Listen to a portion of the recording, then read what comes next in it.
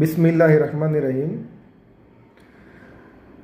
অনেক রোগী আছেন, আপনারা মাথা ব্যথার সমস্যা নিয়ে ভোগেন অথবা ভুগতেছেন। তো এইটা একটা কমন সমস্যা, প্রায় অনেকের মাঝে এই সমস্যাটা থাকে। মাথা ব্যথা কেন হয়, কী কারণে হয়? আসলে মাথা ব্যথার অনেক কারণ থাকে। তার মধ্যে প্রথম যে কারণগুলো আসে, আপনার যদি কারো হাই প্রেশার থাকে, কারো যদি মাইগ্রেনের সমস্যা থাকে, কারো যদি নাক কান গলায় সমস্যা থাকে, যেমন নাকের হাড় বাঁকা থাকে, অথবা কারো যদি পানি শূন্যতা থাকে, আমরা যেটাকে ডিহাইড্রেশন বলি, এইসব কারণে সাধারণত মাথা ব্যথা হয়ে থাকে। এখন কিভাবে বুঝবে না আসলে আপনার না মাথা ব্যথা কী কারণে হয়েছে বা কেন হচ্ছে?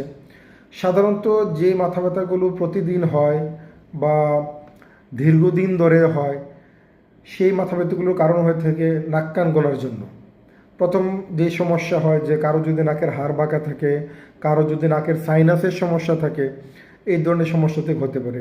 এছাড়া মাইগ্রেনের সমস্যা থাকলেও হতে পারে। মাইগ্রেনের সমস্যা থাকলে আপনার যেটা হবে যে মাথা ব্যথার সাথে আপনার চোখ বা কানে, যেমন চোখে ঝাপসা দেখা অথবা কানে শোষ শব্দ শোনা বা অ্যাবনর্মাল সাউন্ড শোনা, এগুলি সাধারণত মাইগ্রেনের সাথে হয়, অথবা বমি ভাব হওয়া।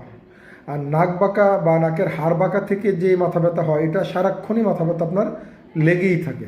মাথা দেখবেন যে আপনার সারা মাথা জুড়ে বা মাথার সামনের অংশ জুড়ে চোখ, এগুলি সাইনাসগুলি সব ব্যথা করে। এগুলি সাধারণত নাকের হাড় বাঁকা বা সাইনাসের সমস্যা থেকে হয়ে থাকে। এছাড়া আপনার চোখের সমস্যা থেকে মাথা ব্যথা হতে পারে, যে চোখের পাওয়ারের সমস্যা হলে সেক্ষেত্রে আপনি চোখে একটু দেখতে, লেখা পড়তে অসুবিধা হবে, চোখে দেখতে অসুবিধা হবে, এগুলোর জন্য সাধারণত মাথা ব্যথা হয়।